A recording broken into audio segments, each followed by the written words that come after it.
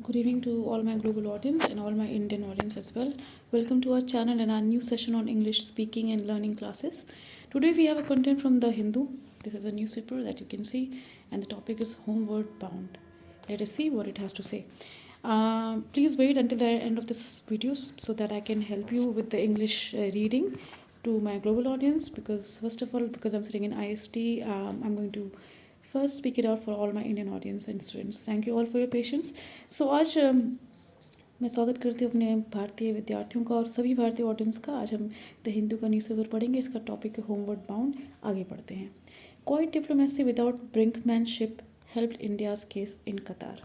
तो ये एक हाल ही का टॉपिक है जिसमें कहा गया है क्वाइट डिप्लोमेसी मतलब शांतिपूर्ण वार्तालाप, राजसीय वार्तालाप को डिप्लोमेटिक कहा जाता है। विदाउट ब्रिंकमैनशिप, हम समझेंगे कि ब्रिंकमैनशिप क्या होता है, क्योंकि ये एक पॉलिटिकल मैटर है और इसको हम समझेंगे कि इसका होता है मतलब होता है ब्रिंकमैनशिप का द आर्ट और practice of pursuing a dangerous policy to the limits of safety before stopping, specially in politics. मतलब एक आर्ट है किसी डेंजरस पॉलिसी को परस्यू करने का इससे पहले कि वो और ख़तरनाक हो जाए। ठीक है, तो किसी ब्रिंकमैनशिप मतलब किसी खतरे को बिना पैदा किए हुए कैसे कोई डिप्लोमेसी के थ्रू एक इंडिया का केस कतार में रिजॉल्व हुआ, ये पूरा टॉपिक और ये हाल ही का टॉपिक है, ध्यान दीजिएगा। The release of all 8 former Indian naval personal from कतार just about 3 months after they were ordered a shocking death sentence is a matter of great relief. जो रिलीज़ हुए हैं 8 फॉर्मर इंडियन नेवल के personal जो सेवादार थे कतार से 3 महीने बाद, जबकि उनका एक शॉकिंग ऑर्डर आया था कि उनको जो एक सेंटेंस हुआ था, डेथ सेंटेंस, उनको अब रिहा कर दिया गया है। Is a matter of relief. ये मैटर ऑफ रिलीफ की बात है, क्योंकि वहाँ की सरकार ने कहा था कि इंडियन नेवल जो हमारे पकड़े गए थे 8, उनको डेथ दे दी जाए, सेंटेंस किया। लेकिन क्योंकि हमारी कोई डिप्लोमेसी रही विदाउट किसी ब्रिंकमैनशिप की, मतलब कोई ऐसी बात नहीं की गई जिसने डेंजरस सिचुएशन खड़ी करी हो, इससे हेल्प हुआ इस केस में और इनको रिलीज़ कर दिया गया। मतलब अभी सेंटेंस को हटा दिया गया है, इनको रिलीज़ कर दिया गया है। Ever since the 8 men, 7 senior retired national officers and a sailor who worked for Qatar-based Dahra Technologies were arrested in 2022, the details of their case have been sparse. मतलब जब से उनको पकड़ा गया है, जो ये करते थे काम कतार की कंपनी देहरा टेक्नोलॉजीज़ में, जो 8 नेवल सीनियर थे, वो भी सीनियर हैं काफ़ी, उनकी उम्र कहा जाए तो 50 से ऊपर होगी। उनको जब पकड़ा गया था 2022 में, उनका जो केस का डिटेल्स है स्पार्स है। स्पार्स का मतलब क्या होता है कि वो स्कैटर्ड है, एग्जैक्टली पता नहीं है कि क्या केस है। स्पार्स थिनली स्कैटर्ड, पता नहीं चल रहा है कि क्यों अरेस्ट किया गया है। तो ये मसला एग्जैक्ट नहीं पता था, लेकिन उनको अरेस्ट किया गया और उनको सेंटेंस ऑफ डेथ दी गई। लेकिन मोदी सरकार ने इसको बहुत ही क्वाइटली डील किया और उनको रिहा कर दिया गया है। उनको जान की जो कहा था कि जान की आपकी सज़ा है, वो उनको माफ़ी दे दी गई है और उनको रिहा कर दिया गया है। While their families denied reports that the men have been accused of espionage, possibly for their third country, namely Israel, the charges must have been serious enough to have invoked the death penalty. उनकी जो families थी उन्होंने इस चीज़ को deny किया था कि उन्होंने कोई ऐसा काम नहीं किया है जो कि एस्पियोनेज का मतलब होता है स्पाई करना किसी और कंट्री के लिए, है ना। वो बहुत बड़ा एक जुर्म है। तो उन्होंने वो डिनाई किया कि भाई इन लोगों ने किसी के लिए स्पाई नहीं किया है, किसी थर्ड कंट्री। वो लोग एक्सपेक्ट करते कि शायद इसराइल के लिए किया होगा, लेकिन चार्जेस कुछ सीरियस इनफ होंगे जिसने कि इन्वोक किया डेथ पेनल्टी को। An appeals court did in December commute the death penalty to imprisonment but upheld the conviction. एक अपील कोर्ट ने दिसंबर में कम्यूट किया डेथ पेनल्टी को, लेकिन इम्प्रिजमेंट टर्म्स को, लेकिन अपहेल्ड किया कन्विक्शन को। It is to the government's credit that it was able to bring about the release of all 8 of whom have now returned. ये गवर्नमेंट का मतलब उन्होंने, वहाँ की सरकार ने तो उसको अपहेल्ड किया, लेकिन ये हमारी सरकार का क्रेडिट है कि वहाँ के जितने भी रिलीज़ हुए थे 8 सेवादार नेवल ऑफिसर्स, उनमें से 7 वापस आ गए हैं, एक अभी वहीं पे हैं। The success seems attributable to the attributable strategies New Delhi employed. जो सक्सेस है उनको वापस लाने की एक एट्रीब्यूटेबल स्ट्रैटेजी है जो नई दिल्ली सरकार ने अपनाई थी, to pursue the case in court, showing respect to Qatari legal systems while proving the accused with full legal support and counsel.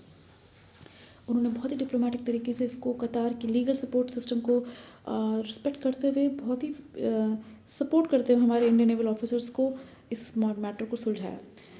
और लिखा है यहाँ आगे, कि avoid all escalatory rhetoric and public sparring and to make the case to the highest levels with Prime Minister Narendra Modi accusing it of Qatari Amir Sheikh Tamim bin Hamad Al Thani during a meet in Dubai in December. तो ये हमारी मोदी सरकार ने इनको इनसे भी बात करी ताकि कोई और एक ऑल्ट्रिकेशन ना हो और शांतिपूर्ण वार्तालाप से ये मसला हल हुआ दिसंबर में. That mister Modi and announce an unscheduled leg of travel to दोहा.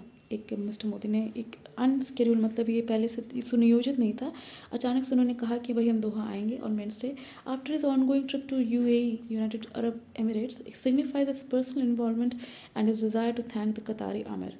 और ये दिखाया गया है कि ये उनका पर्सनल इन्वॉल्वमेंट था और उन्होंने उनको पर्सनली थैंक भी करना था कतारी आमिर को. The Qatar case is timely reminder of the importance of quiet diplomacy at time of brinkmanship and geopolitical conflict.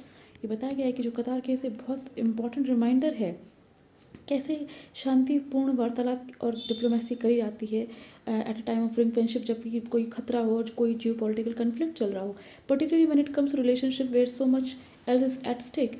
जब और पर्टिकुलरली जब कोई ऐसा संबंध हो जिससे कई चीज़ स्टेक पे लगे हों, क्योंकि इंटर कंट्री रिलेशनशिप जो होते हैं वो कई तरीके के होते हैं. पहले तो वो फाइनेंशियल होते हैं, इकोनॉमिकल होते हैं, फिर वो स्ट्रैटेजिकल होते हैं, तो कई चीज़ें स्टेक पे होती हैं. तो इसमें कैसे शांतिपूर्ण तरीके से किसी मसले को सुलझाया जाए. For India Qatar is an important West Asian power with increased health during the Israel Gaza conflict as an important interlocutor between West and Hamas. ये बताया गया कि कतार बहुत इम्पोर्टेंट था भारत के लिए, क्योंकि जब इसराइल गाजा कन्फ्लिक्ट हुई थी तो उस समय इसराइल गाजा कन्फ्लिक्ट में जो एक इंटरलोक्यूटर था, जो बीच बचाव करने वाली जो स्थिति थी वो यहाँ पे ही थी और वेस्ट और हमस के बीच में कतार से ही हेल्प हुआ था. For Qatar ties with India are historic and dependable consistent even when Qatar was boycotted by its gulf neighbours some years ago. India से कतार के संबंध बहुत ही संघर्ष रहे हैं, अच्छे रहे हैं, डिपेंडेबल रहे हैं. जबकि कतार को उनकी खुद ही नेबरिंग कंट्रीज़ ने बॉयकॉट किया था, तब भारत ने कतार को सपोर्ट किया था. कतार supplies India with a third it's of its natural gas import needs and signing a $78 billion LNG deal last week may have been an early sign that the deal for the prisoners' release have been sealed by then.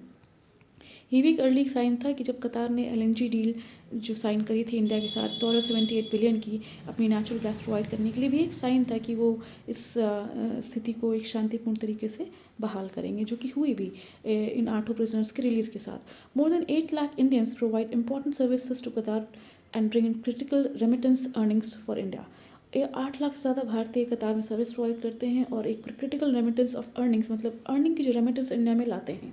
New Delhi's decision not to seek international intervention as it did it in the case of former Naval Commander Kulbhushan Jadhav, who has been convicted of espionage and terror charges in Pakistan, not to counter Qatar's charges with the kind of harsh diplomatic countermeasures seen in the aftermath of the Niger assassination case in Canada, eventually provided an outcome satisfactory for all.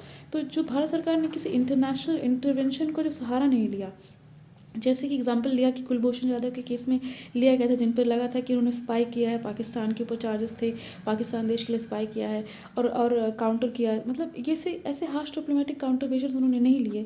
या जो निजर assassination case था जिसमें Canada में intervention हुआ था, तो वो एक अलग मसला हो गया था.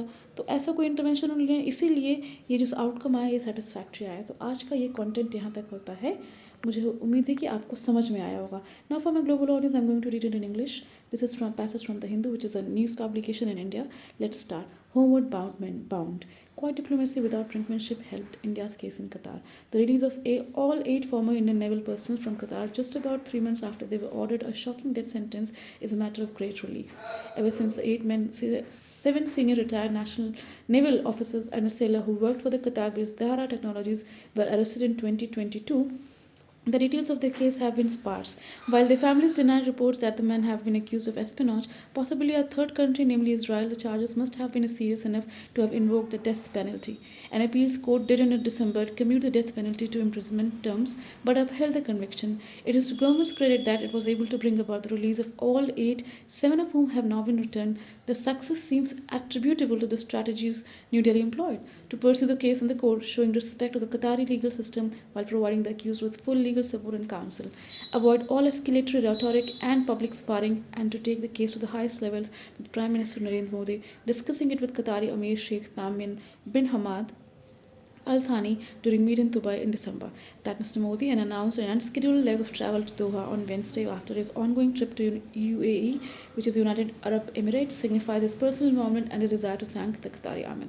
The Qatar case is a timely reminder of importance of quiet diplomacy at a time of brinkmanship and geopolitical conflict, particularly when it comes to relationships where so much else is at stake.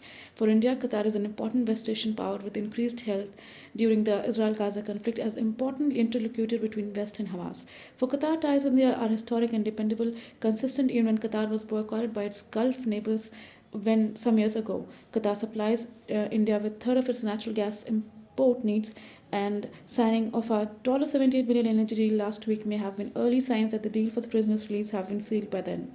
More than 8 lakh Indians provide important services to Qatar and bring in critical remittance earnings for India. New Delhi's decision not to seek international intervention, as it did in the case of former Naval Commander Kulbhushan Jadhav, who has been convicted of espionage and terror charges in Pakistan, not to counter Qatar's charges with the kind of harsh diplomatic countermeasures seen in the aftermath of the Niger assassination case in Canada, eventually provided an outcome satisfactory for all. So this was all content for today. Do let us know via comment and your feedback, what else you would like to know. I hope this session was helpful. Thank you for listening us. Do subscribe, share and like our channel. Thank you.